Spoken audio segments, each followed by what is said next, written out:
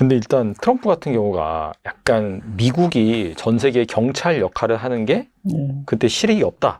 결국엔 약간 고립주의 그런 것들을 약간 주장하는 성향이 강하잖아요. 근데 지금 바이든 정부 같은 경우에는 약간 동맹 국가의 그 연대를 통해서 뭐 아시아 같은 경우에는 일본이라든지 우리나라, 뭐 대만이라든지 그런 식으로 해서 약간 중국을 압박하는 연대를 펼쳤다면은 트럼프는 막 주한미군 또 철수해야 된다 그러고 약간 좀 스탠스가 다르잖아요.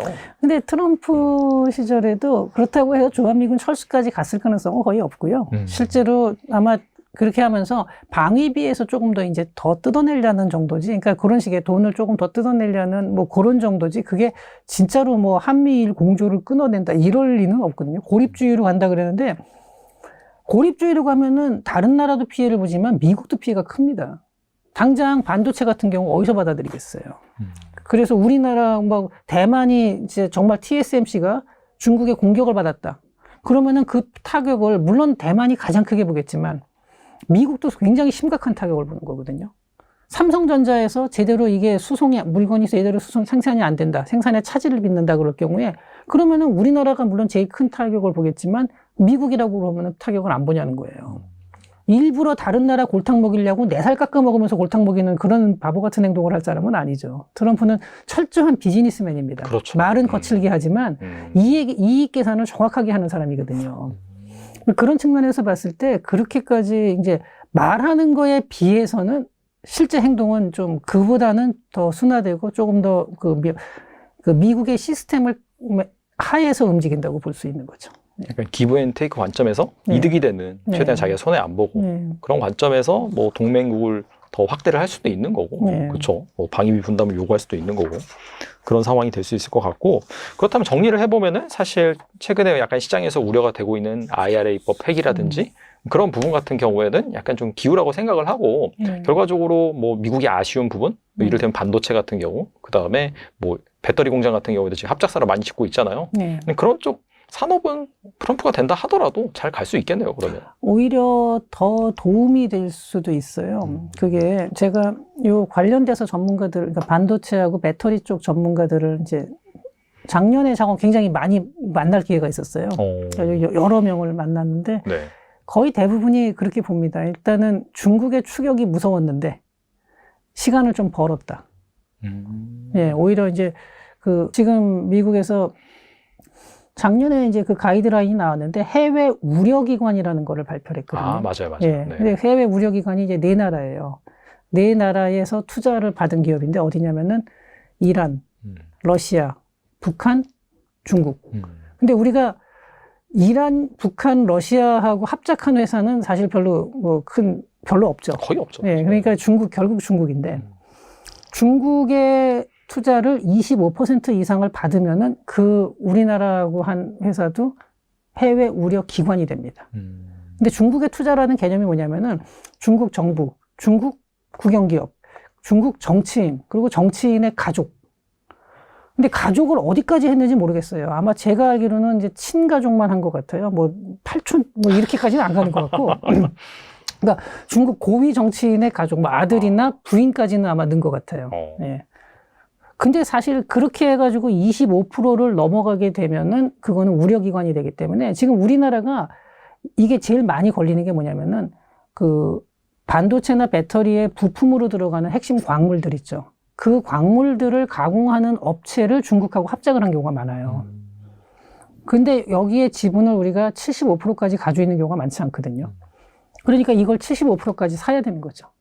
그러니까 일단은 이제 비용이 많이 아무래도 단기적으로는 추가가 돼요. 물론 투자라면 투자인데 어쨌든 단기적으로는 비용 압박이 좀 우리나라도 커지는 건 있는데 다만 그전에는 과연 이게 뭐 가이드라인이 나오기 전까지는 어디까지가 우려기관이고 어디까지가 아니냐 이 불확실성 때문에 굉장히 마음 졸였었는데 일단은 가이드라인이 나오고 나니까 그래도 불확실성이 제거가 됐고 거기까지 일단 비용을 맞추겠다. 이제 이렇게 하고 있는 상황이고요. 그렇게 하는데 어쨌든 중국 기업은 사실상 자기네 부품이 미국으로 못 들어가는 거고 중국의 생산품은 미국으로 팔 수가 없는 거예요, 지금. 이렇게 되면은. 예. 그러니까 보조금을 전혀 못 받는 상태에서는 가격 차이가 너무 크게 벌어지기 때문에. 그렇죠. 예. 그래서 지금 이제 중국이 우리나라를 무섭게 쫓아오고 있었는데 그 시간을 상당히 벌 수가 있었다는 거죠. 물론 모든 게 다 긍정적이지만은 않겠지만 적어도 반도체하고 특히 배터리 쪽이 가장 그런 이제 한숨 돌렸다라는 생각을 많이 하더라고요. 중국 배터리가 이제 미국 시장으로는 당분간 못 들어온다는 거죠. 예. 그 TSMC하고 삼성 간의 경쟁도 그래요. 이게 TSMC는 대만이니까 당연히 해외 우려기관이 아니지만 이 중국하고 너무 가깝거든요. 그러니까 중국 앞마당에 저렇게 전략적으로 위험한 지역에 있는, 지정학적으로 위험한 지역에 있는 기업에 대한 의존도를 미국이 이렇게 높은 상태로 유지하는 게 맞냐. 미국 내에서 이런 얘기가 나와서 TSMC에 대한 의존도를 자관 좀 낮출 수 있게 하고 TSMC한테 미국에 투자하라 그래서 지금 애리조나에다가 이제 공장을 하나 세우고 그동안 TSMC는 미국에 공장을 안 세우려고 굉장히 이제 했었거든요. 자기네 딱 그 아시아권에서만 있으려고 그랬는데, 그러니까 일본에는 좀 제법 크게 만들었었고요. 근데 이번에 이제 미국에서 압박을 해서 애리조나에다가 투자를 했고, 앞으로도 이제 좀 그런 식으로 갈 텐데, 어찌됐든 간에 TSMC에 대한 의존도를 낮추려고 하고 있어요. 그러면은 그 반사 이익을 볼 만한 회사는, 물론 이제 미국 기업도 있죠. 인텔이나 마이크론도 있겠지만, 당연히 삼성도 여기에 대한 혜택을 좀 받을 수가 있는 거죠. 아무튼 간에 또 이렇게 좀 더 깊이 생각을 해보면은 우리나라한테 다가오는 그런 기회도 많은 것 같은데 결과적으로 이 G2 패권국의 그 경쟁 속에서 대한민국에 찾아오는 기회는 무엇일지 그리고 그 기회를 잘 잡기 위해서 우리 기업들은 좀 어떻게 해야 될까요? 일단은 이게 정말 어려운 건데 이게 미중 간의 줄타기를 잘 해야 된다라는 원칙적인 이제 뭐 그건 너무나 원론적인 얘기인데 이런 게 있어요. 그러니까 우리나라는 아무래도 현재 지금 세계 공급망에서 미국의 그 공급망 안에 들어가 있는 나라거든요. 그렇다 하더라도 중국을 또 등한시할 수는 없는 상황이에요. 중국하고의 그 연결도 상당히 깊게 맺고 있는 상태고요. 이런 상황에서라면은, 흔히 가장 많이 얘기하는 게 다자간 협상을 잘 활용해야 된다. 그러니까 우리가 미국의 요구를 맞춰주는데 그러면은 중국 쪽에서 불만이 나올 때 그 중국에서 대한 불만을 그러니까 중국에 대한 우리가 뭐 투자를 줄이고 뭐 이런 식으로 하는 거에 대해서 우리는 우리가 단독적으로 결정한 게 아니라 그 어떤 다자간 협상에서 다 같이 움직일 때 우리는 거기서 빠질 수가 없기 때문에 어쩔 수 없다. 그러니까 다자간 협상 중에 가장 대표적인 게 뭐 RCEP이라든지 IPEF. 그러니까 IPEF는 인도 태평양 13개국이고 RCEP은 영내 포괄적 경제 동반자 협정. 그래서 뭐 한중, 일본, 호주, 뭐 아세안 15개 국가가 들어가 있는데 이런 데에 들어가서 거기서 내리는 결정에 따라가는 거죠. 그러니까 절대로 중국을 그냥 일부러 자극을 하면 안 되고 그런 다자간 협상 속에서 그냥 국제 룰을 따라간다고 하고 그다음에 좀 이제 공급망이나 이런 쪽에서는 미국이 세워놓은 룰을 또 이제 거기에 맞춰가고 하면서 양쪽을 잘 줄타기를 이거를 얼마나 현명하게 하느냐가 가장 핵심적인 포인트가 될 겁니다. 아무튼간에 좀 지혜롭게 잘 너무 한쪽 편에 뭐 붙어서 하는 것보다도 그렇죠. 약간 다자간에 약간 줄타기 잘하면서 그래서 좋겠네요. 정말 답답한 게 친중이냐 친미냐 그러는데 세상에 국제 외교에 그런 게 어디 있어요? 없죠. 예, 이거 하면서 난 너하고 안 놀아. 세상에 그런 바보가 어디 있습니까? 그 필요에 따라서는 친중도 하고 친미도 하고 왔다 갔다 해야 되는 거고 반중도 했다 반미도 했다 그 필요에 따라서 그때 사안에 따라 하면서 다만 상대방을 너무 심하게 건드리지 않는 선에서 그걸 잘 줄타기를 하는 거지. 아니 뭐 중국 싫다고 해서 우리는 무조건 미국이랑 놀래. 아니면 거꾸로 미국 저 꼴 보기 싫다 그러면 무조건 중국에 붙을 이런 식으로 했다가 나라 망합니다, 진짜. 근데 약간 그런 식의 생각을 갖고 있는 분들도 간혹 있는데 그건 절대로 그런 행동을 해서는 안 됩니다. 역사적으로 봤을 때 우리가 서희 장군이 또 기가 막히게 줄타기 외교를 잘했잖아요. 그런 지혜가 필요하지 않나 생각이 드네요. 그렇습니다. 중동에서 이렇게 계속해서 K방산을 찾는 것 같은데 그 이유가 무엇일까요? 제가 중동에서 들은 얘기 하나 할게요. 니네들은 왜 한국을 좋아하냐? 니네 중국도 있고 일본도 있는데 중국은 너무 버겁대요. 뭐가 버겁다는 거죠? 등치가 너무 커. 괜히 막 책 잡혔다가 막 등치가 너무 크고 일본은 너무 보수적이래. 너무 보수적이래요. 너무 재고 막 너무 재고 까다롭게 하고 한국은 융통성. 융통성. 그러니까 우리 민족이 가지고 있는 특징이죠. 우리 한국 사람들이 임기응변 강하고, 그리고 상대방과 잘 맞춰주고, 국방산업이 그런 겁니다. 그래서 제가 들었던 얘기 중에 이제 그 사우디아라비아가 정신을 번쩍 차린 사건이 2019년 9월 14일 후시 반군이 드론으로 사우디아라비아 유전 두 곳을 공격한 거거든요. 그때 왜 정신을 차렸냐? 트럼프 대통령이 뭐라고 그랬습니까? 이건 미국에 대한 공격이 아니라고 그랬습니다. 이건 사우디에 대한 공격이고, 근데 사우디가 원하면 우리가 도와주겠다. 근데 선을 그은 거네, 어떻게 예. 보면. 완전히 그냥. 예, 도와주겠다. 도와주겠다는 했는데. 도와주겠다 뭔 얘기니까 도와주겠다. 그 대신 출동비 받겠다 이거죠. 제가 이번에 사우디 갔었을 때, 그 나이 든 대학 교수 한 분이 저한테 개인적으로 그런 얘기했어요. 거기에서 절망감 느낀 것 같아요. 네. 이분은 뭐 정치 경제 이쪽도 아닌 분이에요. 그때 사우디가 정신 번쩍 차린 거예요. 내 손으로 국방하지 않으면 안 된다. 사실 미국이 그동안 놀렸습니다. 사우디아라비아를. 니네들이 맨날 첨단 무기 상하면서 하지도 못하면서. 운영할지도 모르면서. 예. 그래서 이제 사우디아라비아가 직접적으로 무기를 만들고 싶어 하고, 그러다 보니까 이제 우리도 이번에 주 사우디 대사로 가신 분이 사성장군 출신이잖아요. 네, 이유가 있습니다. 국방으로 우리하고 굉장히 밀접한 관계를 하게 될 거예요. 예. 그래서 자주 국방하고 싶어 합니다. 자주 국방. 우리는 뭐 항상 북한 때문에 계속 준비를 해왔고, 그래서 전 세계에서 지금 유일하게 국방 산업이 잘 되는 나라잖아요. 미국 빼고는. 예. 그런데 이제 우리한테 배우고 싶은 거고, 우리하고 하고 싶은 게 많은 거죠. 그러니까 아예 이 나라 국방 단체를 다 바꿔버리는 계획을 하고 있는 것 같아요.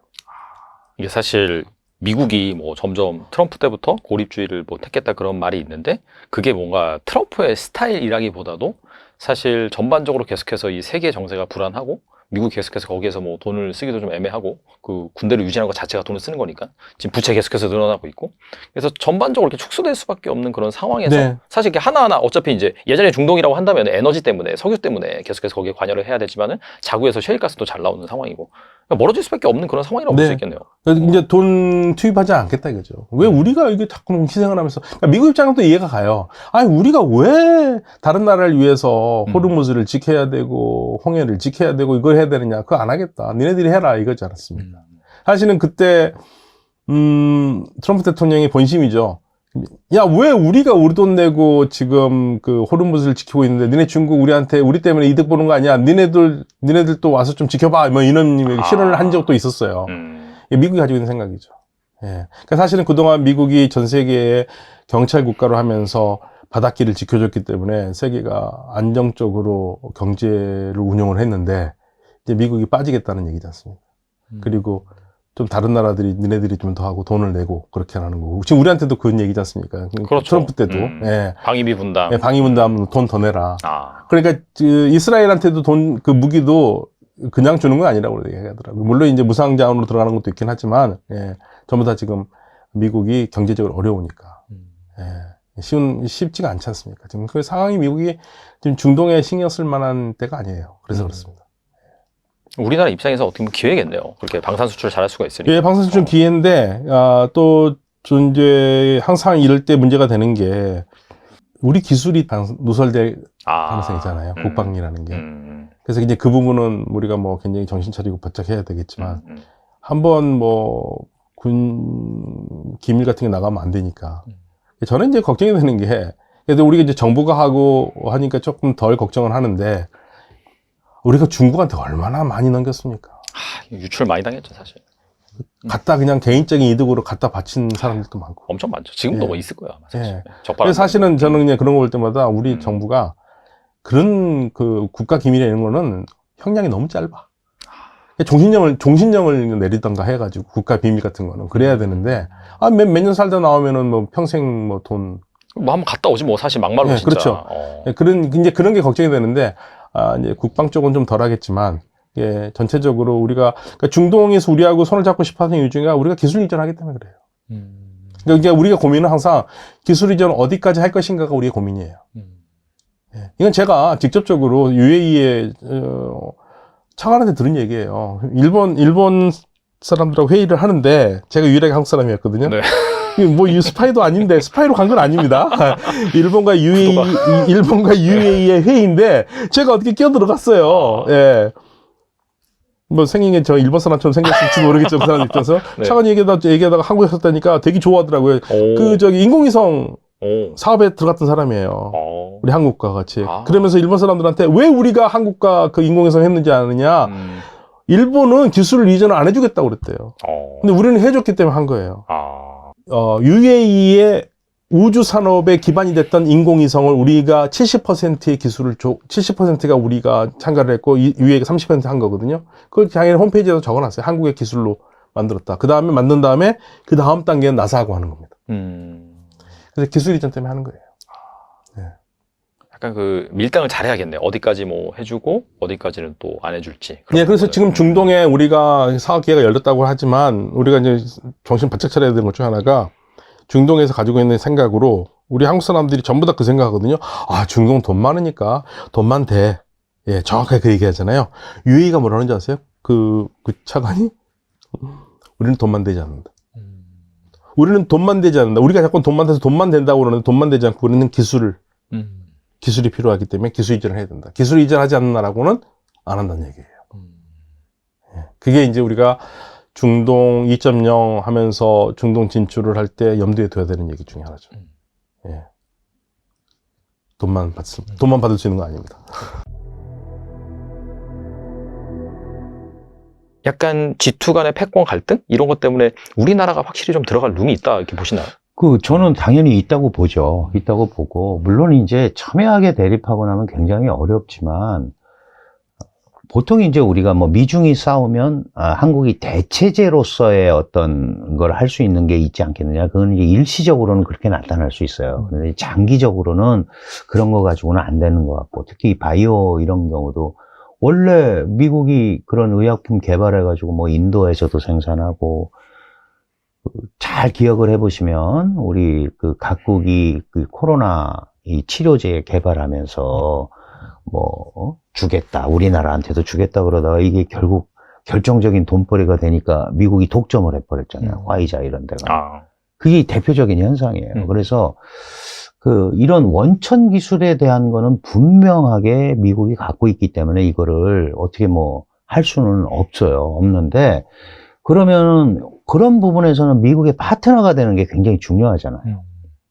그 상업적 차원에서 파트너가 되는 게 중요한데, 파트너가 되려면 거기에 걸맞는 기술력을 갖고 있어야 돼요. 그냥 기술까지 다 주면서 해달라고 그러지는 않습니다.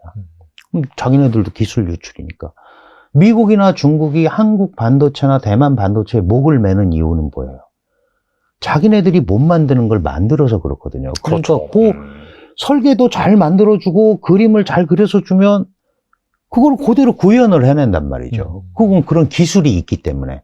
그러니까 바이오 산업이건 뭐건 뭐 배터리건 뭐건 그런 경쟁력을 갖고 있는 것들이 몇 개 있어야 보호를 받을 수 있는 거예요. 그게 미국의 보호가 아니고 국제 보호를 받는 거죠. 예를 들어서 이 반도체라는 게 한국과 대만이 뭐 메모리 시스템에서 둘 다 한 80% 정도를 생산을 해요. 그럼 이게 만약에 없다고 생각을 해보세요. 그럼 국제 경제가 돌아가겠습니까? 완전히 스톱이 되겠죠, 사실. 국제재가 된 거예요. 그러면 그런 것들을 우리가 몇 개 마련하는 게 굉장히 중요하다.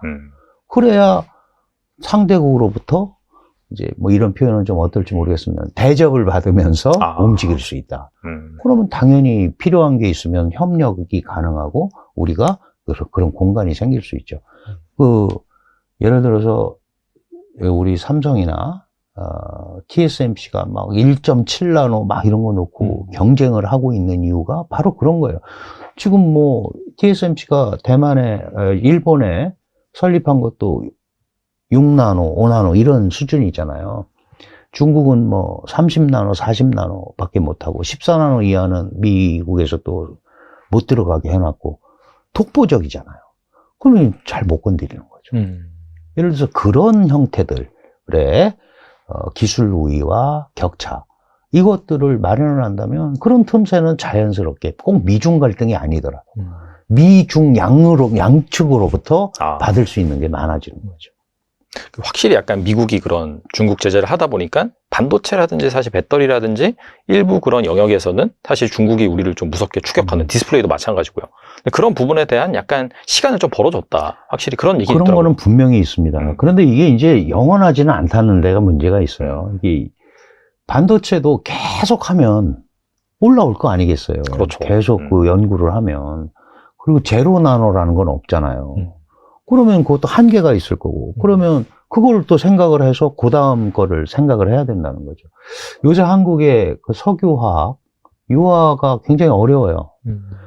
중국은 왜 그랬느냐? 중국에 수출하고 막 이러던 게 다 거의 뭐 끝났고. 중국 자체가 안 좋아지니까. 네. 근데 안 좋아지는 것도 있지만 러시아 원유를 엄청 싼 가격으로 사왔잖아요. 러시아가 국제 제재를 받으니까. 거기 많은 거예요.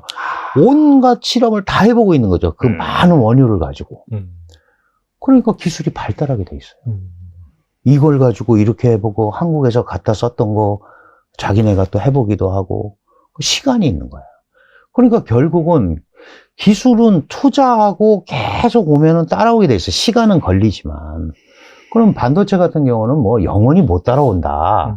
계속 그 격차가 유지돼. 그러나 비슷하게는 오지 않겠습니까?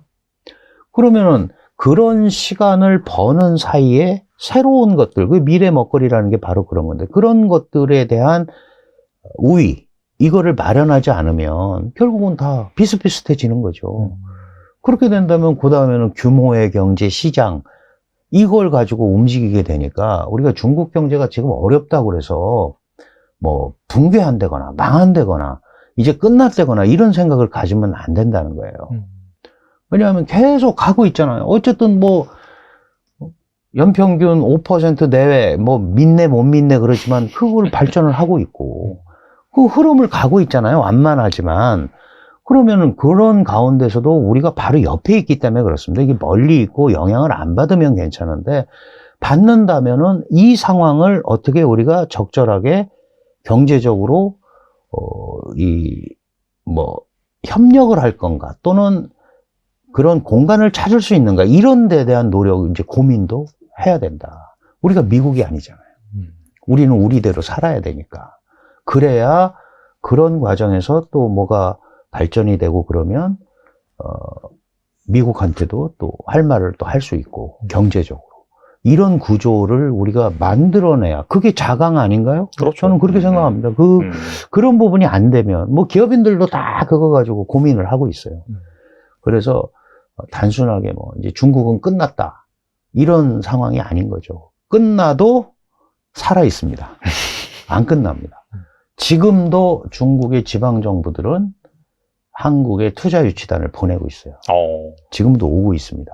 그러니까 이 자꾸 정치적인 경색 이거를 우리 스스로 뭐 그래서 경제가 더 안 이루어져 이렇게 만들 필요는 없고 좀 개별 기업 차원에서라도 꼭 필요한 것들은 있잖아요. 그런 것들은 또 정말 필요하면 서로 익스큐즈를 할 수 있는 거니까 그런 분위기를 좀 만들어가는 작업이 좀 필요하지 않을까.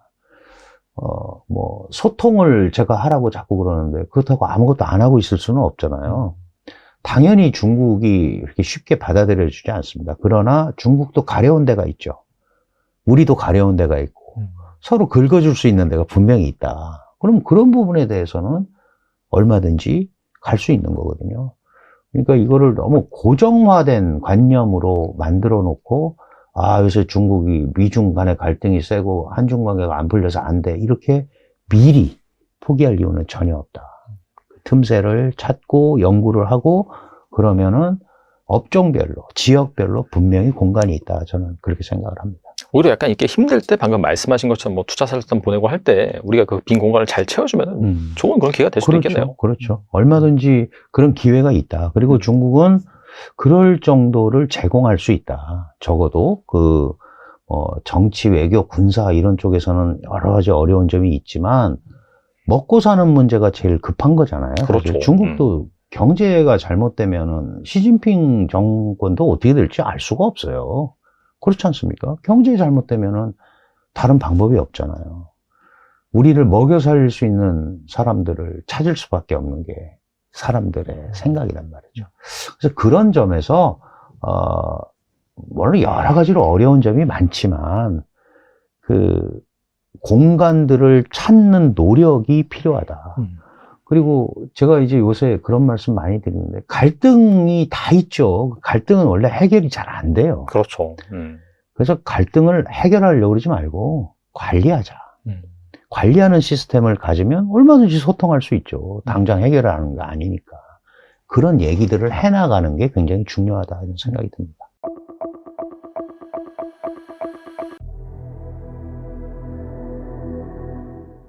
근데 일단 트럼프 같은 경우가 약간 미국이 전 세계 경찰 역할을 하는 게 그때 실익이 없다. 결국엔 약간 고립주의 그런 것들을 약간 주장하는 성향이 강하잖아요. 근데 지금 바이든 정부 같은 경우에는 약간 동맹국가의 그 연대를 통해서 뭐 아시아 같은 경우에는 일본이라든지 우리나라, 뭐 대만이라든지 그런 식으로 해서 약간 중국을 압박하는 연대를 펼쳤다면은 트럼프는 막 주한미군 또 철수해야 된다 그러고 약간 좀 스탠스가 다르잖아요. 근데 트럼프 시절에도 그렇다고 해서 주한미군 철수까지 갔을 가능성은 거의 없고요. 실제로 아마 그렇게 하면서 방위비에서 조금 더 이제 더 뜯어내려는 정도지. 그러니까 그런 식의 돈을 조금 더 뜯어내려는 뭐 그런 정도지. 그게 진짜로 뭐 한미일 공조를 끊어낸다 이럴 리는 없거든요. 고립주의로 간다 그러는데 고립주의로 가면은 다른 나라도 피해를 보지만 미국도 피해가 큽니다. 당장 반도체 같은 경우 어디서 받아들이겠어요. 그래서 우리나라 막 대만이 이제 정말 TSMC가 중국의 공격을 받았다. 그러면은 그 타격을 물론 대만이 가장 크게 보겠지만 미국도 굉장히 심각한 타격을 보는 거거든요. 삼성전자에서 제대로 이게 물건이 제대로 생산이 안 된다. 생산에 차질을 빚는다 그럴 경우에 그러면은 우리나라가 물론 제일 큰 타격을 보겠지만 미국이라고 그러면 타격을 안 보냐는 거예요.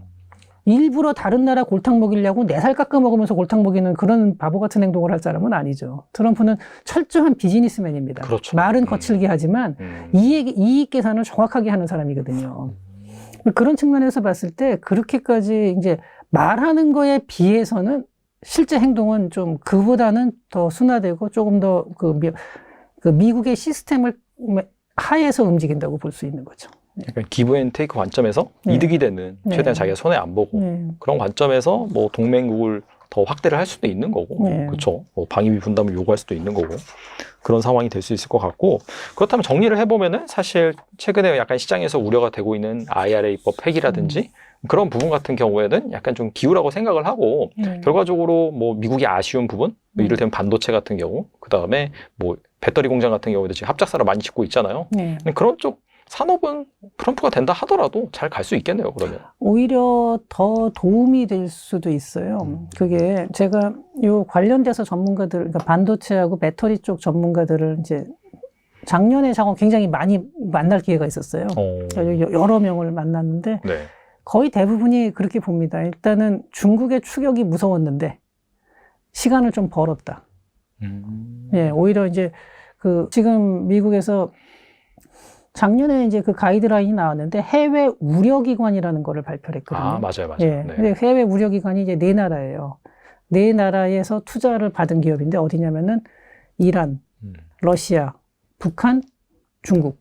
근데 우리가 이란, 북한, 러시아하고 합작한 회사는 사실 별로 없죠. 거의 없죠. 예. 그러니까 결국 중국인데 중국의 투자를 25% 이상을 받으면은 그 우리나라하고 한 회사도 해외 우려 기관이 됩니다. 근데 중국의 투자라는 개념이 뭐냐면은 중국 정부, 중국 국영기업, 중국 정치인, 그리고 정치인의 가족. 근데 가족을 어디까지 했는지 모르겠어요. 아마 제가 알기로는 이제 친가족만 한 것 같아요. 뭐 팔촌, 뭐 이렇게까지는 안 가는 것 같고.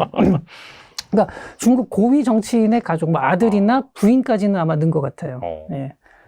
근데 사실 그렇게 해가지고 25%를 넘어가게 되면은 그거는 우려기관이 되기 때문에 지금 우리나라가 이게 제일 많이 걸리는 게 뭐냐면은 그 반도체나 배터리의 부품으로 들어가는 핵심 광물들 있죠. 그 광물들을 가공하는 업체를 중국하고 합작을 한 경우가 많아요. 근데 여기에 지분을 우리가 75%까지 가지고 있는 경우가 많지 않거든요. 그러니까 이걸 75%까지 사야 되는 거죠. 그러니까 일단은 이제 비용이 많이 아무래도 단기적으로는 추가가 돼요. 물론 투자라면 투자인데 어쨌든 단기적으로는 비용 압박이 좀 우리나라도 커지는 건 있는데 다만 그전에는 과연 이게 뭐 그 가이드라인이 나오기 전까지는 어디까지가 우려기관이고 어디까지가 아니냐 이 불확실성 때문에 굉장히 마음 졸였었는데 일단은 가이드라인이 나오고 나니까 그래도 불확실성이 제거가 됐고 거기까지 일단 비용을 맞추겠다. 이제 이렇게 하고 있는 상황이고요. 그렇게 하는데 어쨌든 중국 기업은 사실상 자기네 부품이 미국으로 못 들어가는 거고 중국의 생산품은 미국으로 팔 수가 없는 거예요, 지금. 이렇게 되면은. 예. 그 보조금을 전혀 못 받는 상태에서는 가격 차이가 너무 크게 벌어지기 때문에. 그렇죠. 예. 그래서 지금 이제 우리나라가 중국이 우리나라를 무섭게 쫓아오고 있었는데 그 시간을 상당히 벌 수가 있었다는 거죠. 물론 모든 게 다 긍정적이지만은 않겠지만 적어도 반도체하고 특히 배터리 쪽이 가장 그런 이제 한숨 돌렸다라는 생각을 많이 하더라고요. 중국 배터리가 이제 미국 시장으로는 당분간 못 들어온다는 거죠. 예. 그 TSMC하고 삼성 간의 경쟁도 그래요. 이게 TSMC는 대만이니까 당연히 해외 우려기관이 아니지만 이 중국하고 너무 가깝거든요. 그러니까 중국 앞마당에 저렇게 전략적으로 위험한 지역에 있는, 지정학적으로 위험한 지역에 있는 기업에 대한 의존도를 미국이 이렇게 높은 상태로 유지하는 게 맞냐. 미국 내에서 이런 얘기가 나와서 TSMC에 대한 의존도를 자관 좀 낮출 수 있게 하고 TSMC한테 미국에 투자하라 그래서 지금 애리조나에다가 이제 공장을 하나 세우고 그동안 TSMC는 미국에 공장을 안 세우려고 굉장히 이제 했었거든요. 자기네 딱 그 아시아권에서만 있으려고 그랬는데 그러니까 일본에는 좀 제법 크게 만들었었고요. 근데 이번에 이제 미국에서 압박을 해서 애리조나에다가 투자를 했고 앞으로도 이제 좀 그런 식으로 갈 텐데 어찌됐든 간에 TSMC에 대한 의존도를 낮추려고 하고 있어요. 그러면은 그 반사 이익을 볼 만한 회사는 물론 이제 미국 기업도 있죠. 인텔이나 마이크론도 있겠지만 당연히 삼성도 여기에 대한 혜택을 좀 받을 수가 있는 거죠. 아무튼 간에 또 이렇게 좀 더 깊이 생각을 해보면은 우리나라한테 다가오는 그런 기회도 많은 것 같은데 결과적으로 이 G2 패권국의 그 경쟁 속에서 대한민국에 찾아오는 기회는 무엇일지 그리고 그 기회를 잘 잡기 위해서 우리 기업들은 좀 어떻게 해야 될까요? 일단은 이게 정말 어려운 건데 이게 미중 간의 줄타기를 잘 해야 된다라는 원칙적인 이제 뭐 그건 너무나 원론적인 얘기인데 이런 게 있어요. 그러니까 우리나라는 아무래도 현재 지금 세계 공급망에서 미국의 그 공급망 안에 들어가 있는 나라거든요. 그렇다 하더라도 중국을 또 등한시할 수는 없는 상황이에요. 중국하고의 그 연결도 상당히 깊게 맺고 있는 상태고요. 이런 상황에서라면은, 흔히 가장 많이 얘기하는 게 다자간 협상을 잘 활용해야 된다. 그러니까 우리가 미국의 요구를 맞춰주는데 그러면은 중국 쪽에서 불만이 나올 때 그 중국에서 대한 불만을 그러니까 중국에 대한 우리가 뭐 투자를 줄이고 뭐 이런 식으로 하는 거에 대해서 우리는 우리가 단독적으로 결정한 게 아니라 그 어떤 다자간 협상에서 다 같이 움직일 때 우리는 거기서 빠질 수가 없기 때문에 어쩔 수 없다. 그러니까 다자간 협상 중에 가장 대표적인 게 뭐 RCEP이라든지 IPEF. 그러니까 IPEF는 인도 태평양 13개국이고 RCEP은 영내 포괄적 경제 동반자 협정. 그래서 뭐 한중, 일본, 호주, 뭐 아세안 15개 국가가 들어가 있는데 이런 데에 들어가서 거기서 내리는 결정에 따라가는 거죠. 그러니까 절대로 중국을 그냥 일부러 자극을 하면 안 되고 그런 다자간 협상 속에서 그냥 국제 룰을 따라간다고 하고 그다음에 좀 이제 공급망이나 이런 쪽에서는 미국이 세워놓은 룰을 또 이제 거기에 맞춰가고 하면서 양쪽을 잘 줄타기를 이거를 얼마나 현명하게 하느냐가 가장 핵심적인 포인트가 될 겁니다. 아무튼간에 좀 지혜롭게 잘 너무 한쪽 편에 뭐 붙어서 하는 것보다도 그렇죠. 약간 다자간에 약간 줄타기 잘하면서 그래서 좋겠네요. 정말 답답한 게 친중이냐 친미냐 그러는데 세상에 국제 외교에 그런 게 어디 있어요? 없죠. 예, 이거 하면서 난 너하고 안 놀아. 세상에 그런 바보가 어디 있습니까? 그 필요에 따라서는 친중도 하고 친미도 하고 왔다 갔다 해야 되는 거고 반중도 했다 반미도 했다 그 필요에 따라서 그때 사안에 따라 하면서 다만 상대방을 너무 심하게 건드리지 않는 선에서 그걸 잘 줄타기를 하는 거지. 아니 뭐 중국 싫다고 해서 우리는 무조건 미국이랑 놀래. 아니면 거꾸로 미국 저 꼴 보기 싫다 그러면 무조건 중국에 붙을 이런 식으로 했다가 나라 망합니다 진짜. 근데 약간 그런 식의 생각을 갖고 있는 분들도 간혹 있는데 그건 절대로 그런 행동을 해서는 안 됩니다. 역사적으로 봤을 때 우리가 서희 장군이 또 기가 막히게 줄타기 외교를 잘했잖아요. 그런 지혜가 필요하지 않나 생각이 드네요. 그렇습니다. 중동에서 이렇게 계속해서 K방산을 찾는 것 같은데 그 이유가 무엇일까요? 제가 중동에서 들은 얘기 하나 할게요. 니네들은 왜 한국을 좋아하냐? 니네 중국도 있고 일본도 있는데 중국은 너무 버겁대요. 뭐가 버겁다는 거죠? 덩치가 너무 커. 괜히 막 책 잡혔다가 막 덩치가 너무 크고 일본은 너무 보수적이래. 너무 보수적이래. 너무 재고 막 너무 재고 까다롭게 하고 한국은 융통성. 융통성. 그러니까 우리 민족이 가지고 있는 특징이죠. 우리 한국 사람들이 임기응변 강하고, 그리고 상대방과 잘 맞춰주고, 국방산업이 그런 겁니다. 그래서 제가 들었던 얘기 중에 이제 그 사우디아라비아가 정신을 번쩍 차린 사건이 2019년 9월 14일 후시 반군이 드론으로 사우디아라비아 유전 두 곳을 공격한 거거든요. 그때 왜 정신을 차렸냐? 트럼프 대통령이 뭐라고 그랬습니까? 이건 미국에 대한 공격이 아니라고 그랬습니다. 이건 사우디에 대한 공격이고, 근데 사우디가 원하면 우리가 도와주겠다. 근데 선을 그은 거네, 어떻게 예. 보면. 완전히. 그냥. 예, 도와주겠다. 도와주겠다는 했는데. 도와주겠다 뭔 얘기했으니까 도와주겠다. 그 대신 출동비 받겠다 이거죠. 제가 이번에 사우디 갔었을 때, 그 나이 든 대학 교수 한 분이 저한테 개인적으로 그런 얘기했어요. 거기에서 절망감 느낀 것 같아요. 네. 이분은 뭐 정치 경제 이쪽도 아닌 분이에요. 그때 사우디가 정신 번쩍 차린 거예요. 내 손으로 국방하지 않으면 안 된다. 사실 미국이 그동안 놀렸습니다. 사우디아라비아를. 니네들이 맨날 첨단 무기 상하면서 하지도 못하면서 운영할지도 모르면서. 예, 그래서 이제 사우디아라비아가 직접적으로 무기를 만들고 싶어하고 그러다 보니까 이제 우리도 이번에 주 사우디 대사로 가신 분이 사성장군 출신이잖아요. 네, 이유가 있습니다. 국방으로 우리하고 굉장히 밀접한 관계를 하게 될 거예요. 예, 그래서 자주 국방하고 싶어합니다. 자주 국방.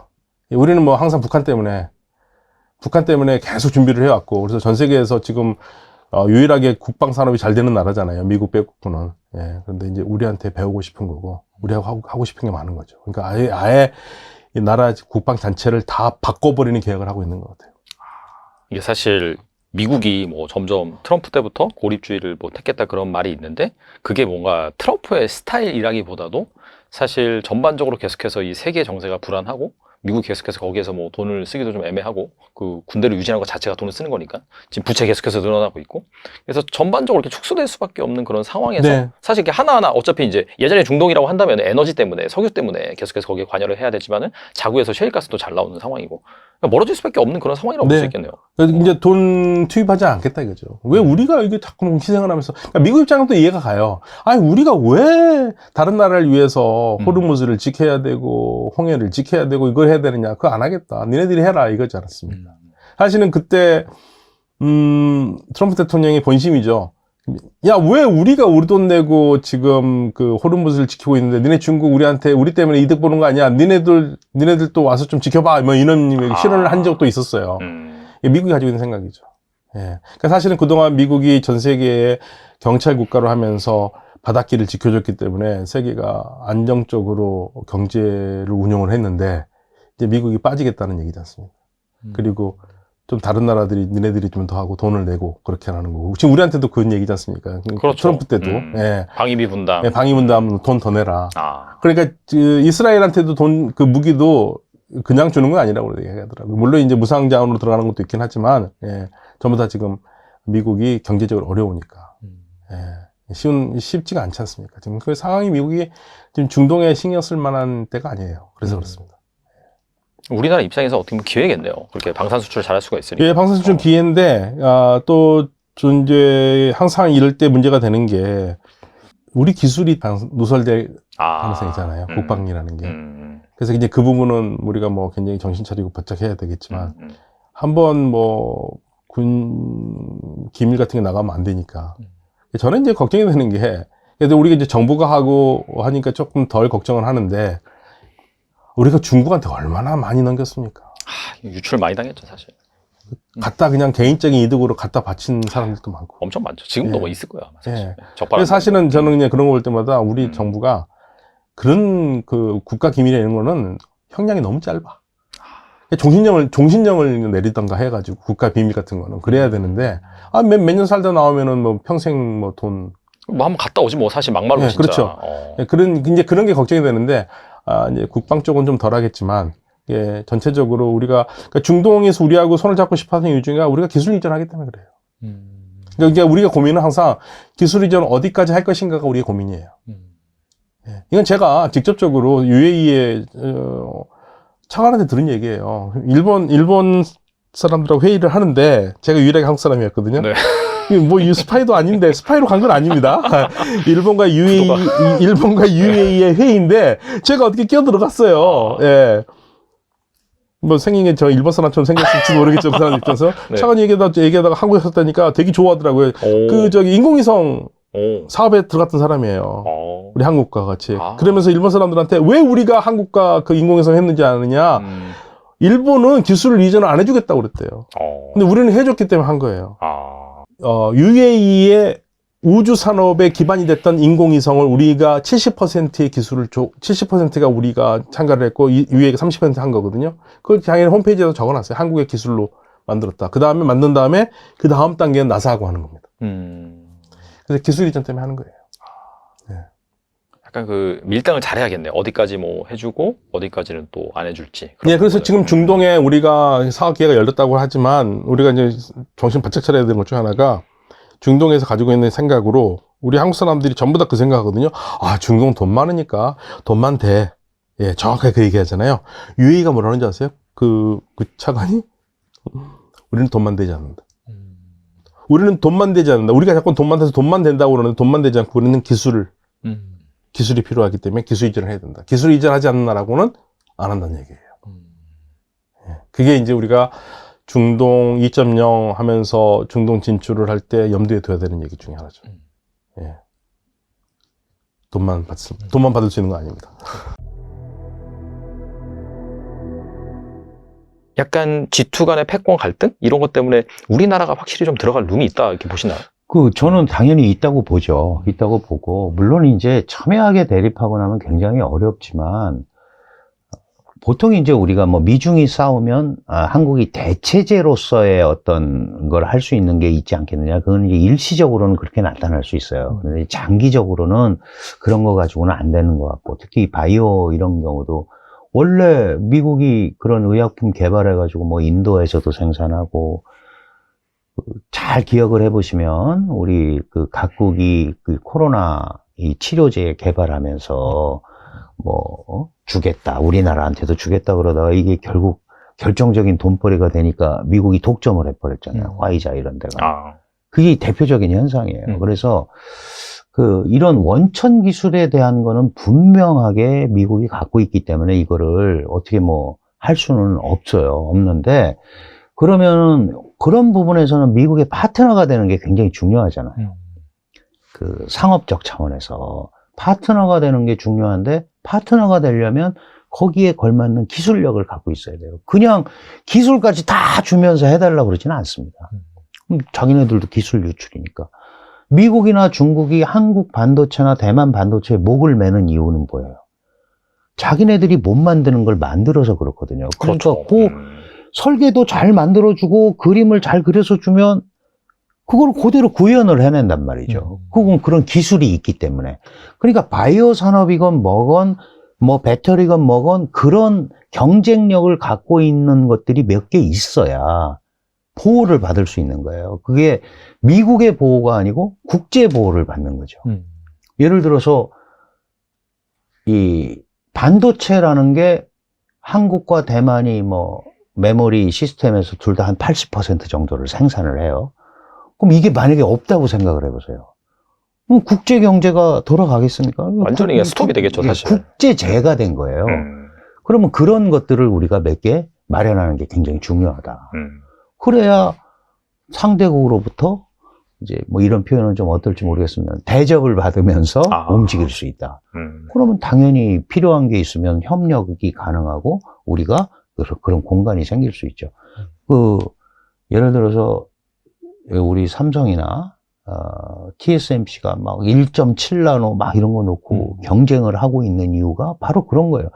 지금 뭐 TSMC가 일본에 설립한 것도 6나노, 5나노 이런 수준이잖아요. 중국은 뭐 30나노, 40나노 밖에 못하고 14나노 이하는 미국에서 또 못 들어가게 해놨고 독보적이잖아요. 그러면 잘 못 건드리는 거죠. 예를 들어서 그런 형태들의 기술 우위와 격차 이것들을 마련을 한다면 그런 틈새는 자연스럽게 꼭 미중 갈등이 아니더라도 미중 양측으로부터 받을 수 있는 게 많아지는 거죠. 확실히 약간 미국이 그런 중국 제재를 하다 보니까 반도체라든지 사실 배터리라든지 일부 그런 영역에서는 사실 중국이 우리를 좀 무섭게 추격하는 디스플레이도 마찬가지고요. 근데 그런 부분에 대한 약간 시간을 좀 벌어줬다. 확실히 그런 얘기 그런 있더라고요. 거는 분명히 있습니다. 그런데 이게 이제 영원하지는 않다는 데가 문제가 있어요. 이게 반도체도 계속 하면 올라올 거 아니겠어요. 그렇죠. 계속 그 연구를 하면. 그리고 제로 나노라는 건 없잖아요. 그러면 그것도 한계가 있을 거고. 그러면 그걸 또 생각을 해서 그 다음 거를 생각을 해야 된다는 거죠. 요새 한국의 그 석유화학, 유화가 굉장히 어려워요. 중국은 왜 그랬느냐? 중국에 수출하고 막 이러던 게 다 거의 뭐 끝났고. 중국 자체가 안 좋아지니까. 네. 근데 안 좋아지는 것도 있지만 러시아 원유를 엄청 싼 가격으로 사왔잖아요. 러시아가 국제 제재를 받으니까. 거기 많은 거예요. 온갖 실험을 다 해보고 있는 거죠. 그 많은 원유를 가지고. 그러니까 기술이 발달하게 돼 있어요.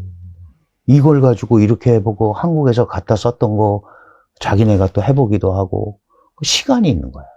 그러니까 결국은 기술은 투자하고 계속 오면은 따라오게 돼 있어요. 시간은 걸리지만.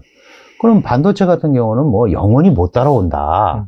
계속 그 격차가 유지돼. 그러나 비슷하게는 오지 않겠습니까?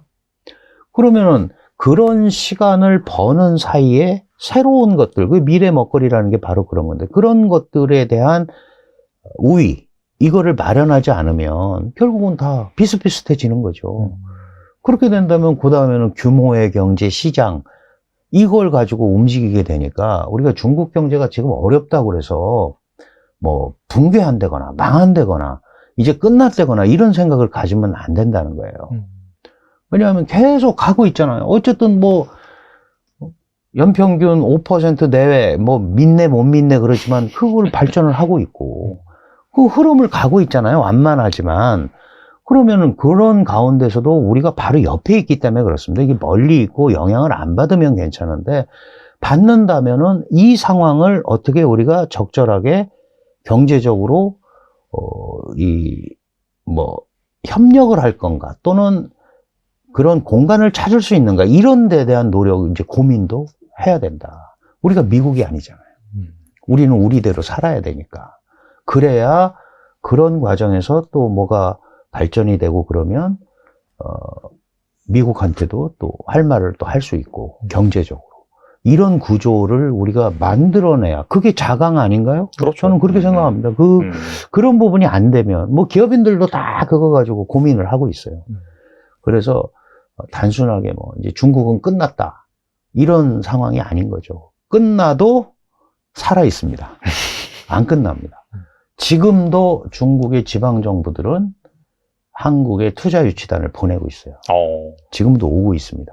그러니까 이 자꾸 정치적인 경색 이거를 우리 스스로 뭐 그래서 경제가 더 안 이루어져 이렇게 만들 필요는 없고 좀 개별 기업 차원에서라도 꼭 필요한 것들은 있잖아요. 그런 것들은 또 정말 필요하면 서로 익스큐즈를 할 수 있는 거니까 그런 분위기를 좀 만들어가는 작업이 좀 필요하지 않을까.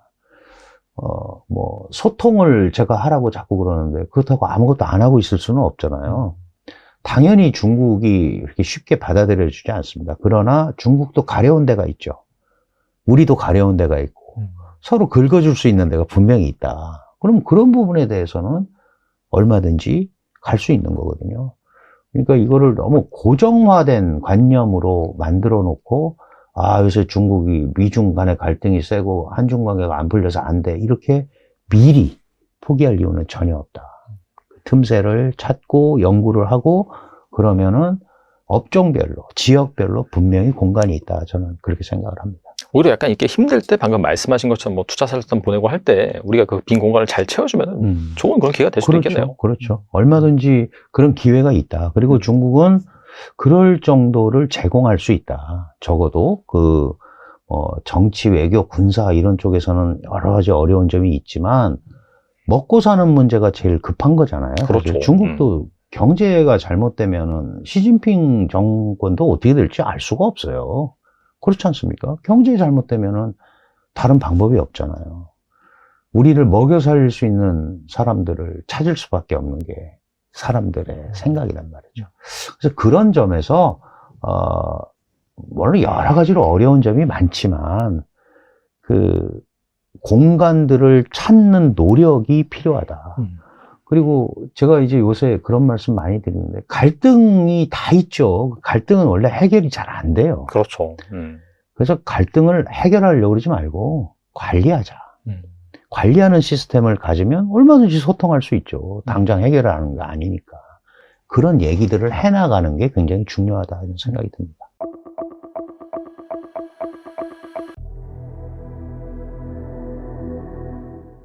근데 일단 트럼프 같은 경우가 약간 미국이 전 세계 경찰 역할을 하는 게 그때 실익이 없다. 결국엔 약간 고립주의 그런 것들을 약간 주장하는 성향이 강하잖아요. 근데 지금 바이든 정부 같은 경우에는 약간 동맹 국가의 그 연대를 통해서 뭐 아시아 같은 경우에는 일본이라든지 우리나라, 뭐 대만이라든지 그런 식으로 해서 약간 중국을 압박하는 연대를 펼쳤다면은 트럼프는 막 주한미군 또 철수해야 된다 그러고 약간 좀 스탠스가 다르잖아요. 근데 트럼프 시절에도 그렇다고 해서 주한미군 철수까지 갔을 가능성은 거의 없고요. 실제로 아마 그렇게 하면서 방위비에서 조금 더 이제 더 뜯어내려는 정도지. 그러니까 그런 식의 돈을 조금 더 뜯어내려는 뭐 그런 정도지. 그게 진짜로 뭐 한미일 공조를 끊어낸다 이럴 리는 없거든요. 고립주의로 간다 그랬는데 고립주의로 가면은 다른 나라도 피해를 보지만 미국도 피해가 큽니다. 당장 반도체 같은 경우 어디서 받아들이겠어요.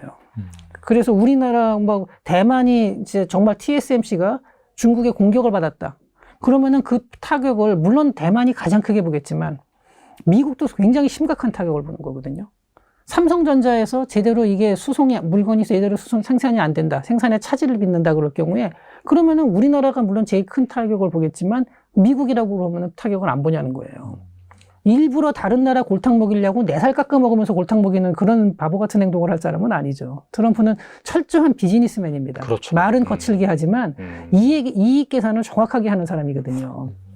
그런 측면에서 봤을 때 그렇게까지 이제 말하는 거에 비해서는 실제 행동은 좀 그보다는 더 순화되고 조금 더 그 미국의 시스템을 하에서 움직인다고 볼 수 있는 거죠. 약간 기브 앤 테이크 관점에서 이득이 되는 최대한 자기가 손해 안 보고 그런 관점에서 뭐 동맹국을 더 확대를 할 수도 있는 거고 그렇죠. 뭐 방위비 분담을 요구할 수도 있는 거고 그런 상황이 될 수 있을 것 같고 그렇다면 정리를 해보면은 사실 최근에 약간 시장에서 우려가 되고 있는 IRA법 폐기라든지 그런 부분 같은 경우에는 약간 좀 기우라고 생각을 하고 결과적으로 뭐 미국이 아쉬운 부분 뭐 이를테면 반도체 같은 경우 그 다음에 뭐 배터리 공장 같은 경우에도 지금 합작사를 많이 짓고 있잖아요. 그런 쪽 산업은 트럼프가 된다 하더라도 잘 갈 수 있겠네요, 그러면. 오히려 더 도움이 될 수도 있어요. 그게 제가 요 관련돼서 전문가들, 그러니까 반도체하고 배터리 쪽 전문가들을 이제 작년에 작업 굉장히 많이 만날 기회가 있었어요. 여러 명을 만났는데 거의 대부분이 그렇게 봅니다. 일단은 중국의 추격이 무서웠는데 시간을 좀 벌었다.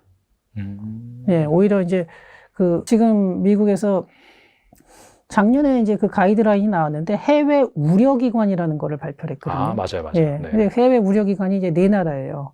4나라에서 투자를 받은 기업인데 어디냐면은 이란, 러시아, 북한, 중국. 근데 우리가 이란, 북한, 러시아하고 합작한 회사는 사실 별로 별로 없죠. 거의 없죠. 예. 그러니까 결국 중국인데 중국의 투자를 25% 이상을 받으면은 그 우리나라하고 한 회사도 해외 우려 기관이 됩니다. 근데 중국의 투자라는 개념이 뭐냐면은 중국 정부, 중국 국영기업, 중국 정치인, 그리고 정치인의 가족. 근데 가족을 어디까지 했는지 모르겠어요. 아마 제가 알기로는 이제 친가족만 한 것 같아요. 뭐 팔촌 뭐 이렇게까지는 안 가는 것 같고. 그러니까 중국 고위 정치인의 가족, 뭐 아들이나 부인까지는 아마 넣은 것 같아요. 예. 근데 사실 그렇게 해가지고 25%를 넘어가게 되면은 그거는 우려기관이 되기 때문에 지금 우리나라가 이게 제일 많이 걸리는 게 뭐냐면은 그 반도체나 배터리의 부품으로 들어가는 핵심 광물들 있죠. 그 광물들을 가공하는 업체를 중국하고 합작을 한 경우가 많아요. 근데 여기에 지분을 우리가 75%까지 가지고 있는 경우가 많지 않거든요. 그러니까 이걸 75%까지 사야 되는 거죠. 그러니까 일단은 이제 비용이 많이 아무래도 단기적으로는 추가가 돼요. 물론 투자라면 투자인데 어쨌든 단기적으로는 비용 압박이 좀 우리나라도 커지는 건 있는데 다만 그전에는 과연 이게 뭐 그 가이드라인이 나오기 전까지는 어디까지가 우려기관이고 어디까지가 아니냐 이 불확실성 때문에 굉장히 마음 졸였었는데 일단은 가이드라인이 나오고 나니까 그래도 불확실성이 제거가 됐고 거기까지 일단 비용을 맞추겠다. 이제 이렇게 하고 있는 상황이고요. 그렇게 하는데 어쨌든 중국 기업은 사실상 자기네 부품이 미국으로 못 들어가는 거고 중국의 생산품은 미국으로 팔 수가 없는 거예요, 지금. 이렇게 되면은. 예. 그 보조금을 전혀 못 받는 상태에서는 가격 차이가 너무 크게 벌어지기 때문에. 그렇죠. 예. 그래서 지금 이제 우리나라가 중국이 우리나라를 무섭게 쫓아오고 있었는데 그 시간을 상당히 벌 수가 있었다는 거죠. 물론 모든 게 다 긍정적이지만은 않겠지만 적어도 반도체하고 특히 배터리 쪽이 가장 그런 이제 한숨 돌렸다라는 생각을 많이 하더라고요. 중국 배터리가 이제 미국 시장으로는 당분간 못 들어온다는 거죠. 예. 그 TSMC하고 삼성 간의 경쟁도 그래요. 이게 TSMC는 대만이니까 당연히 해외 우려기관이 아니지만 이 중국하고 너무 가깝거든요. 그러니까 중국 앞마당에 저렇게 전략적으로 위험한 지역에 있는, 지정학적으로 위험한 지역에 있는 기업에 대한 의존도를 미국이 이렇게 높은 상태로 유지하는 게 맞냐. 미국 내에서 이런 얘기가 나와서 TSMC에 대한 의존도를 자관 좀 낮출 수 있게 하고 TSMC한테 미국에 투자하라 그래서 지금 애리조나에다가 이제 공장을 하나 세우고 그동안 TSMC는 미국에 공장을 안 세우려고 굉장히 이제 했었거든요. 자기네 딱 그 아시아권에서만 있으려고 그랬는데, 일본에는 좀 제법 크게 만들었었고요. 근데 이번에 이제 미국에서 압박을 해서 애리조나에다가 투자를 했고, 앞으로도 이제 좀 그런 식으로 갈 텐데, 어찌됐든 간에 TSMC에 대한 의존도를 낮추려고 하고 있어요. 그러면은 그 반사 이익을 볼 만한 회사는, 물론 이제 미국 기업도 있죠. 인텔이나 마이크론도 있겠지만, 당연히 삼성도 여기에 대한 혜택을 좀 받을 수가 있는 거죠. 아무튼 간에 또 이렇게 좀 더 깊이 생각을 해보면은 우리나라한테 다가오는 그런 기회도 많은 것 같은데 결과적으로 이 G2 패권국의 그 경쟁 속에서 대한민국에 찾아오는 기회는 무엇일지 그리고 그 기회를 잘 잡기 위해서 우리 기업들은 좀 어떻게 해야 될까요? 일단은 이게 정말 어려운 건데 이게 미중 간의 줄타기를 잘 해야 된다라는 원칙적인 이제 뭐 그건 너무나 원론적인 얘기인데 이런 게 있어요. 그러니까 우리나라는 아무래도 현재 지금 세계 공급망에서 미국의 그 공급망 안에 들어가 있는 나라거든요. 그렇다 하더라도 중국을 또 등한시할 수는 없는 상황이에요. 중국하고의 그 연결도 상당히 깊게 맺고 있는 상태고요. 이런 상황에서라면은, 흔히 가장 많이 얘기하는 게 다자간 협상을 잘 활용해야 된다. 그러니까 우리가 미국의 요구를 맞춰주는데 그러면은 중국 쪽에서 불만이 나올 때 그 중국에서 대한 불만을 그러니까 중국에 대한 우리가 뭐 투자를 줄이고 뭐 이런 식으로 하는 거에 대해서 우리가 단독적으로 결정한 게 아니라 그 어떤 다자간 협상에서 다 같이 움직일 때 우리는 거기서 빠질 수가 없기 때문에 어쩔 수 없다. 그러니까 다자간 협상 중에 가장 대표적인 게 뭐 RCEP이라든지 IPEF. 그러니까 IPEF는 인도 태평양 13개국이고 RCEP은 영내 포괄적 경제 동반자 협정. 그래서 뭐 한중, 일본, 호주, 뭐 아세안 15개 국가가 들어가 있는데 이런 데에 들어가서 거기서 내리는 결정에 따라가는 거죠. 그러니까 절대로 중국을 그냥 일부러 자극을 하면 안 되고 그런 다자간 협상 속에서 그냥 국제 룰을 따라간다고 하고 그다음에 좀 이제 공급망이나 이런 쪽에서는 미국이 세워놓은 룰을 또 이제 거기에 맞춰가고 하면서 양쪽을 잘 줄타기를 이거를 얼마나 현명하게 하느냐가 가장 핵심적인 포인트가 될 겁니다. 아무튼간에 좀 지혜롭게 잘 너무 한쪽 편에 뭐 붙어서 하는 것보다도 그렇죠. 약간 다자간에 약간 줄타기 잘하면서 그랬으면 좋겠네요. 정말 답답한 게 친중이냐 친미냐 그러는데 세상에 국제 외교에 그런 게 어디 있어요. 없죠. 예, 이거 하면서 난 너하고 안 놀아. 세상에 그런 바보가 어디 있습니까? 그 필요에 따라서는 친중도 하고 친미도 하고 왔다 갔다 해야 되는 거고 반중도 했다 반미도 했다 그 필요에 따라서 그때 사안에 따라 하면서 다만 상대방을 너무 심하게 건드리지 않는 선에서 그걸 잘 줄타기를 하는 거지. 아니 뭐 중국 싫다고 해서 우리는 무조건 미국이랑 놀래. 아니면 거꾸로 미국 저 꼴 보기 싫다 그러면 무조건 중국에 붙을 이런 식으로 했다가 나라 망합니다, 진짜. 근데 약간 그런 식의 생각을 갖고 있는 분들도 간혹 있는데 그건 절대로 그런 행동을 해서는 안 됩니다. 역사적으로 봤을 때 우리가 서희 장군이 또 기가 막히게 줄타기 외교를 잘했잖아요. 그런 지혜가 필요하지 않나 생각이 드네요. 그렇습니다. 중동에서 이렇게 계속해서 K방산을 찾는 것 같은데 그 이유가 무엇일까요? 제가 중동에서 들은 얘기 하나 할게요. 니네들은 왜 한국을 좋아하냐? 니네 중국도 있고 일본도 있는데 중국은 너무 버겁대요. 뭐가 무겁다는 거죠? 등치가 너무 커. 아, 괜히 막 책 잡혔다가 막. 네, 등치가 너무 크고. 어. 일본은 너무 보수적이래. 너무 보수적이래. 너무 재고 막. 너무 재고. 까다롭게 페이퍼 하고. 상태. 한국은 융통성. 융통성. 그러니까 우리 민족이 가지고 있는 특징이죠. 우리 한국 사람들이 임기응변 강하고, 예, 그리고 상대방과 잘 맞춰주고, 예. 국방산업이 그런 겁니다. 아. 그래서 제가 들었던 얘기 중에 이제 그 사우디아라비아가 정신을 번쩍 차린 사건이 2019년 9월 14일 후시 반군이 드론으로 사우디아라비아 유전 두 곳을 공격한 거거든요. 그때 왜 정신을 차렸냐? 트럼프 대통령이 뭐라고 그랬습니까? 이건 미국에 대한 공격이 아니라고 그랬습니다. 이건 사우디에 대한 공격이고, 근데 사우디가 원하면 우리가 도와주겠다. 근데 선을 그은 거네, 어떻게 예. 보면. 완전히 그냥. 예, 도와주겠다. 도와주겠다는 했는데. 도와주겠다 뭔 얘기니까 도와주겠다. 그 대신 출동비 받겠다 이거죠. 제가 이번에 사우디 갔었을 때, 그 나이 든 대학 교수 한 분이 저한테 개인적으로 그런 얘기했어요. 거기에서 절망감 느낀 것 같아요. 네. 이분은 뭐 정치 경제 이쪽도 아닌 분이에요. 그때 사우디가 정신 번쩍 차린 거예요. 내 손으로 국방하지 않으면 안 된다. 사실 미국이 그동안 놀렸습니다. 사우디아라비아를. 니네들이 맨날 첨단 무기 사가면서 하지도 못하면서. 운영할지도 모르면서. 예. 그래서 이제 사우디아라비아가 직접적으로 무기를 만들고 싶어 하고, 그러다 보니까 이제 우리도 이번에 주 사우디 대사로 가신 분이 사성장군 출신이잖아요. 네, 이유가 있습니다. 국방으로 우리하고 굉장히 밀접한 관계를 하게 될 거예요. 예. 그래서 자주 국방하고 싶어 합니다. 자주 국방. 우리는 뭐 항상 북한 때문에 계속 준비를 해왔고, 그래서 전 세계에서 지금 유일하게 국방 산업이 잘 되는 나라잖아요. 미국 빼고는. 예. 그런데 이제 우리한테 배우고 싶은 거고, 우리하고 하고 싶은 게 많은 거죠. 그러니까 아예 이 나라 국방 자체를 다 바꿔버리는 계획을 하고 있는 것 같아요. 이게 사실 미국이 뭐 점점 트럼프 때부터 고립주의를 뭐 택했다 그런 말이 있는데, 그게 뭔가 트럼프의 스타일이라기보다도 사실 전반적으로 계속해서 이 세계 정세가 불안하고, 미국이 계속해서 거기에서 뭐 돈을 쓰기도 좀 애매하고, 그 군대를 유지하는 것 자체가 돈을 쓰는 거니까 지금 부채 계속해서 늘어나고 있고, 그래서 전반적으로 이렇게 축소될 수밖에 없는 그런 상황에서 네. 사실 이렇게 하나하나 어차피 이제 예전에 중동이라고 한다면 에너지 때문에, 석유 때문에 계속해서 거기에 관여를 해야 되지만은 자구에서 셰일가스도 잘 나오는 상황이고, 멀어질 수밖에 없는 그런 상황이라고 볼 수 있겠네요. 이제 돈 투입하지 않겠다 이거죠. 왜 우리가 이게 자꾸 희생을 하면서, 그러니까 미국 입장은 또 이해가 가요. 아니, 우리가 왜 다른 나라를 위해서 호르무즈를 지켜야 되고, 홍해를 지켜야 되고, 이걸 해야 되느냐. 그거 안 하겠다. 니네들이 해라. 이거지 않았습니까? 사실은 그때, 트럼프 대통령의 본심이죠. 야, 왜 우리가 우리 돈 내고 지금 그 호르무즈를 지키고 있는데, 니네 중국 우리 때문에 이득 보는 거 아니야? 니네들도 와서 좀 지켜봐. 뭐 이런 실언을 한 적도 있었어요. 미국이 가지고 있는 생각이죠.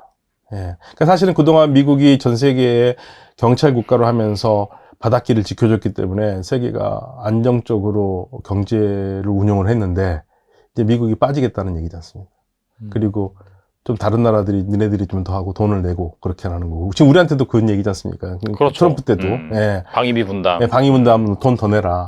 그러니까 이스라엘한테도 그 무기도 그냥 주는 건 아니라고 얘기하더라고요. 물론 이제 무상 자원으로 들어가는 것도 있긴 하지만, 예, 전부 다 지금 미국이 경제적으로 어려우니까, 예, 쉽지가 않지 않습니까? 지금 그 상황이 미국이 지금 중동에 신경 쓸 만한 때가 아니에요. 그래서 그렇습니다. 우리나라 입장에서 어떻게 보면 기회겠네요. 그렇게 방산 수출을 잘할 수가 있으니까. 예, 방산 수출 기회인데, 또 이제 항상 이럴 때 문제가 되는 게, 우리 기술이 누설될 가능성이 있잖아요. 국방이라는 게. 그래서 이제 그 부분은 우리가 뭐 굉장히 정신 차리고 바짝 해야 되겠지만, 한번 뭐 군 기밀 같은 게 나가면 안 되니까. 저는 이제 걱정이 되는 게, 그래도 우리가 이제 정부가 하고 하니까 조금 덜 걱정을 하는데, 우리가 중국한테 얼마나 많이 넘겼습니까? 유출 많이 당했죠, 사실. 갖다 그냥 개인적인 이득으로 갖다 바친 사람들도 많고. 엄청 많죠. 지금도 예. 뭐 있을 거야. 사실. 예. 적발하는 그래서 사실은 저는 그냥 그런 거 볼 때마다 우리 정부가 그런 그 국가 기밀에 이런 거는 형량이 너무 짧아. 종신형을 내리던가 해가지고 국가 비밀 같은 거는 그래야 되는데, 몇 년 살다 나오면은 뭐 평생 뭐 돈. 뭐 한번 갔다 오지 뭐 사실 막말로 예, 진짜. 그렇죠. 예, 이제 그런 게 걱정이 되는데, 이제 국방 쪽은 좀 덜 하겠지만, 예, 전체적으로 그러니까 중동에서 우리하고 손을 잡고 싶어 하는 이유 중에 우리가 기술 이전하기 때문에 그래요. 그러니까 우리가 고민은 항상 기술 이전 어디까지 할 것인가가 우리의 고민이에요. 예, 이건 제가 직접적으로 UAE의 차관한테 들은 얘기예요. 일본 사람들하고 회의를 하는데 제가 유일하게 한국 사람이었거든요. 네. 뭐 이 스파이도 아닌데 스파이로 간 건 아닙니다. 일본과 UAE의 회의인데 제가 어떻게 끼어들어갔어요. 예.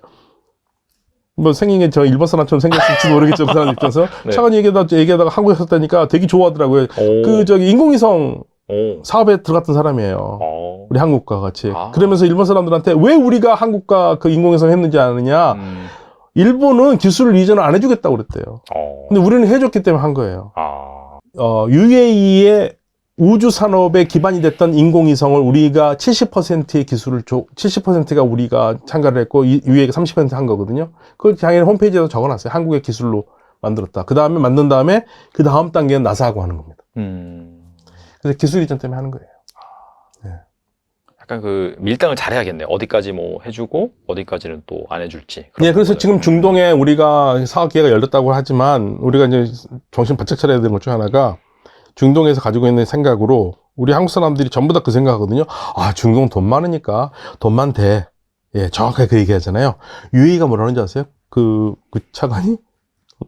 우리는 돈만 되지 않는다.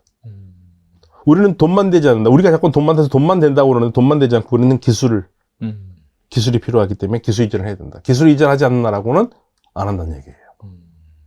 예, 그게 이제 우리가 중동 2.0 하면서 중동 진출을 할 때 염두에 둬야 되는 얘기 중에 하나죠. 예. 돈만 받을 수 있는 거 아닙니다. 약간 G2 간의 패권 갈등? 이런 것 때문에 우리나라가 확실히 좀 들어갈 룸이 있다 이렇게 보시나요?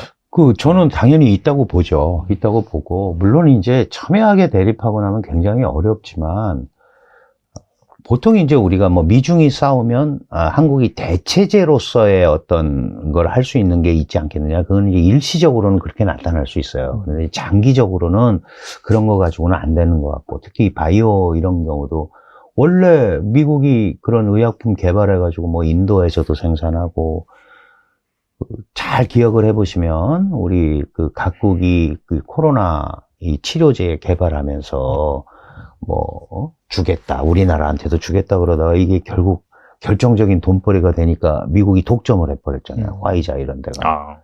그게 대표적인 현상이에요. 그래서 이런 원천 기술에 대한 거는 분명하게 미국이 갖고 있기 때문에 이거를 어떻게 뭐 할 수는 없는데, 그러면 그런 부분에서는 미국의 파트너가 되는 게 굉장히 중요하잖아요. 그 상업적 차원에서 파트너가 되는 게 중요한데, 파트너가 되려면 거기에 걸맞는 기술력을 갖고 있어야 돼요. 그냥 기술까지 다 주면서 해달라고 그러지는 않습니다. 자기네들도 기술 유출이니까. 미국이나 중국이 한국 반도체나 대만 반도체에 목을 매는 이유는 뭐예요? 자기네들이 못 만드는 걸 만들어서 그렇거든요. 그러니까 그렇죠.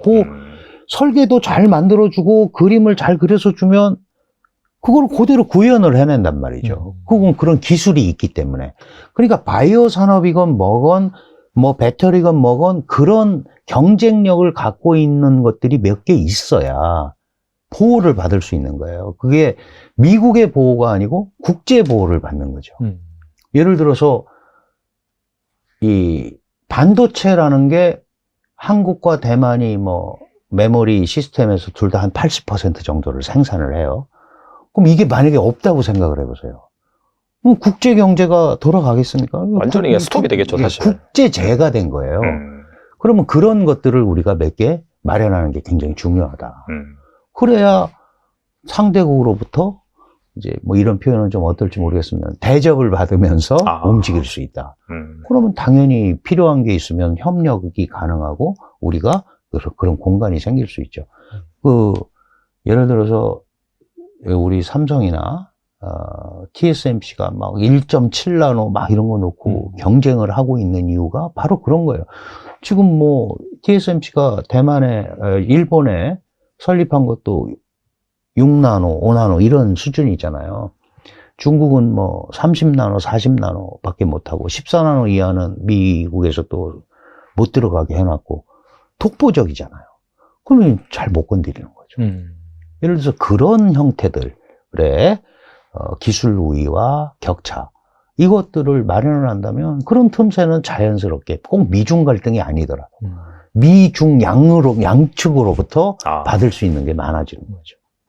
확실히 약간 미국이 그런 중국 제재를 하다 보니까 반도체라든지 사실 배터리라든지 일부 그런 영역에서는 사실 중국이 우리를 좀 무섭게 추격하는 디스플레이도 마찬가지고요. 그런 부분에 대한 약간 시간을 좀 벌어줬다. 확실히 그런 얘기 그런 있더라고요. 거는 분명히 있습니다. 그런데 이게 이제 영원하지는 않다는 데가 문제가 있어요. 이게 반도체도 계속 하면 올라올 거 아니겠어요. 그렇죠. 계속 그 연구를 하면. 그리고 제로 나노라는 건 없잖아요. 그러면 그것도 한계가 있을 거고, 그러면 그걸 또 생각을 해서 그 다음 거를 생각을 해야 된다는 거죠. 요새 한국의 그 석유화학, 유화가 굉장히 어려워요. 중국은 왜 그랬느냐, 중국에 수출하고 막 이러던 게 다 거의 뭐 끝났고. 중국 자체가 안 좋아지니까. 네. 근데 안 좋아지는 것도 있지만 러시아 원유를 엄청 싼 가격으로 사왔잖아요. 러시아가 국제 제재를 받으니까. 그게 많은 거예요. 온갖 실험을 다 해보고 있는 거죠. 그 많은 원유를 가지고. 그러니까 기술이 발달하게 돼 있어요. 이걸 가지고 이렇게 해보고 한국에서 갖다 썼던 거 자기네가 또 해보기도 하고 시간이 있는 거예요. 그러니까 결국은 기술은 투자하고 계속 오면은 따라오게 돼 있어요. 시간은 걸리지만. 그럼 반도체 같은 경우는 뭐 영원히 못 따라온다. 계속 그 격차가 유지돼. 그러나 비슷하게는 오지 않겠습니까?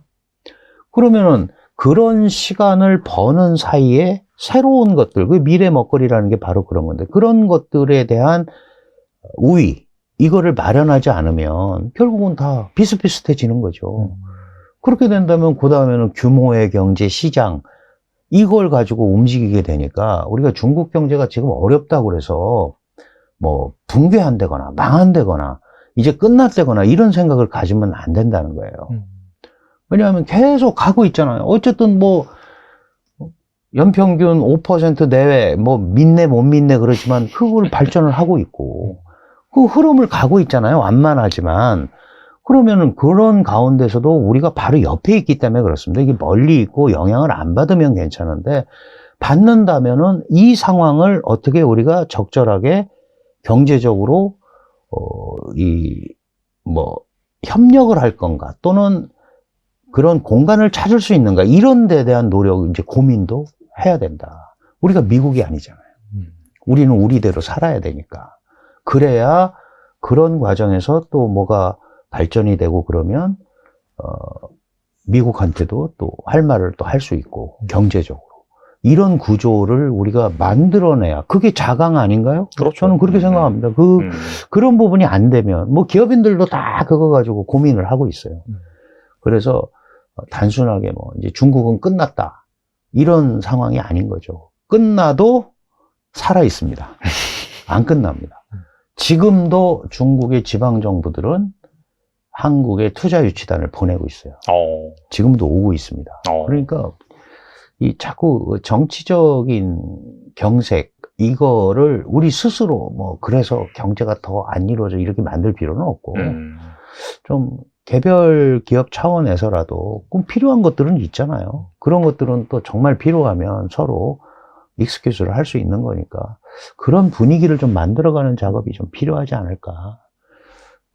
뭐 소통을 제가 하라고 자꾸 그러는데 그렇다고 아무것도 안 하고 있을 수는 없잖아요.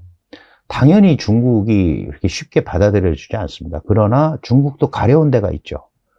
우리도 가려운 데가 있고 서로 긁어줄 수 있는 데가 분명히 있다. 그럼 그런 부분에 대해서는 얼마든지 갈 수 있는 거거든요. 그러니까 이거를 너무 고정화된 관념으로 만들어 놓고 요새 중국이 미중 간의 갈등이 세고 한중 관계가 안 풀려서 안 돼. 이렇게 미리 포기할 이유는 전혀 없다. 틈새를 찾고 연구를 하고 그러면은 업종별로, 지역별로 분명히 공간이 있다. 저는 그렇게 생각을 합니다.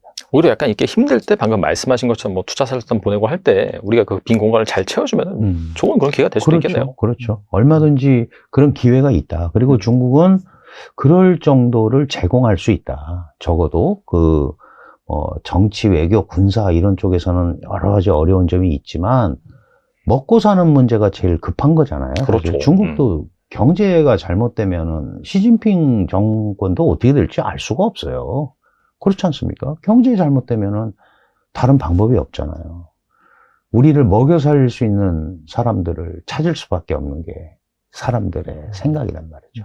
그래서 그런 점에서 물론 여러 가지로 어려운 점이 많지만 그 공간들을 찾는 노력이 필요하다. 그리고 제가 이제 요새 그런 말씀 많이 드리는데 갈등이 다 있죠. 갈등은 원래 해결이 잘 안 돼요. 그렇죠. 그래서 갈등을 해결하려고 그러지 말고 관리하자. 관리하는 시스템을 가지면 얼마든지 소통할 수 있죠. 당장 해결하는 거 아니니까. 그런 얘기들을 해나가는 게 굉장히 중요하다 이런 생각이 듭니다.